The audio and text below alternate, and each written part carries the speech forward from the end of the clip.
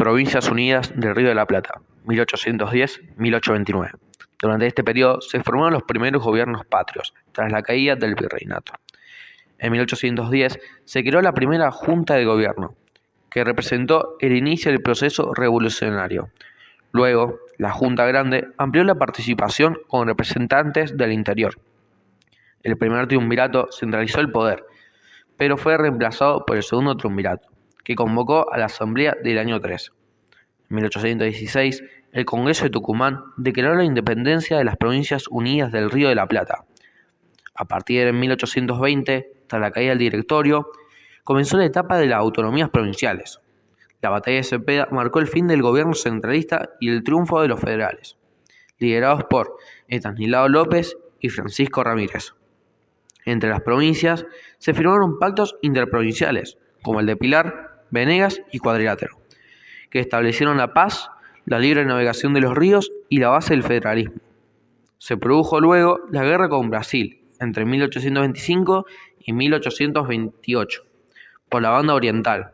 Aunque hubo victorias argentinas, el Tratado de Montevideo reconoció la independencia de Uruguay.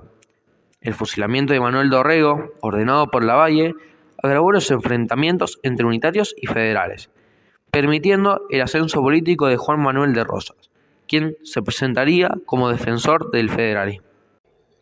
Confederación Argentina, de 1829 a 1861. Con Rosas en el poder comenzó la etapa de la Confederación Argentina. En su primer gobierno, de 1829 a 1832, Rosas recibió facultades extraordinarias, que era el poder ejecutivo y legislativo. El Pacto Federal, de 1831, unió a Buenos Aires, Santa Fe, Entre Ríos y Corrientes en una alianza frente a los unitarios. En su segundo gobierno, de 1835 a 1852, Rosas asumió con la suma del poder público, concentrando el poder ejecutivo, legislativo y judicial. Gobernó con mano dura, impuso la divisa rojo punzo como símbolo obligatorio del federalismo y reprimió a sus opositores. Su negativa a permitir la libre navegación de los ríos generó conflictos con la provincia del Litoral y con potencias extranjeras. Finalmente, el conflicto con Entre Ríos, liderada por José Urquiza, terminó la Batalla de Caseros, 1852, en la que Rosas fue derrotado. Su caída puso fin al rosismo y abrió paso a la organización nacional. Urquiza y la Confederación Argentina, 1852-1861. Después de la derrota de Rosas, Urquiza asumió el liderazgo político del país. El Acuerdo de San Nicolás de 1852 estableció la organización nacional. Nombró a Urquiza director provisorio y convocó el Congreso Constituyente de Santa Fe, donde se sancionó la Constitución Nacional de 1853. Sin embargo, Buenos Aires se separó de la Confederación, disconforme con la pérdida de su poder económico. En la batalla de Cepeda de 1859, Urquiza venció a Mitre y logró la reincorporación de Buenos Aires mediante el Pacto San José de Flores. El conflicto continuó hasta la batalla de Pavón de 1861, donde Mitre triunfó y consolidó la unificación nacional bajo el liderazgo porteño.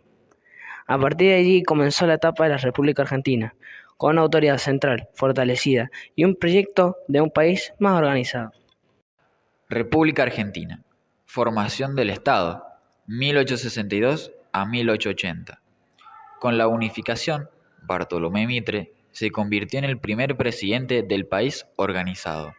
Durante su gobierno se desarrolló la Guerra de la Triple Alianza contra Paraguay en alianza con Brasil y Uruguay. Su gestión buscó consolidar el poder central y modernizar el Estado.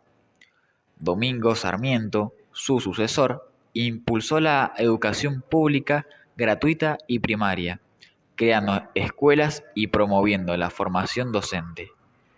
También fomentó la ciencia, la cultura y el uso del telégrafo y el ferrocarril. Luego, Nicolás Avellaneda logró la federalización de Buenos Aires, estableciéndola como capital de la República. Promovió la campaña del desierto, la inmigración europea y el desarrollo agrícola, pilares del crecimiento nacional. Consolidación del Estado argentino, 1880-1916 y etapa radical, 1916-1930. La generación del 80, encabezada por Julio Argentino Roca, consolidó el Estado liberal y promovió el modelo agroexportador, basada en la exportación de carnes y cereales hacia Europa. Aunque el país prosperó económicamente, la riqueza quedó concentrada en pocos sectores. La inmigración europea trajo millones de trabajadores y nuevas ideas sociales, pero la política siguió dominada por la élite. El fraude electoral limitaba la participación ciudadana, manteniendo una democracia restringida. La Ley Sáenz Peña 1912 cambió el rumbo político. Estableció el voto secreto, obligatorio y universal masculino, garantizando elecciones más libres. Con esto surgió la Unión Cívica Radical, UCR, liderada por Hipólito Yrigoyen, que representó a las clases medias. En la etapa radical 1916 a 1930, Yrigoyen fue el primer presidente elegido democráticamente, promoviendo derechos laborales y sociales. Su sucesor, Marcelo Torcuato de Alvear, continuó con un gobierno estable y moderado. En su segundo mandato, Yrigoyen enfrentó la crisis de 1929, la cual debilitó su gobierno y culminó con el golpe de Estado de 1930, que dio inicio a la década infame.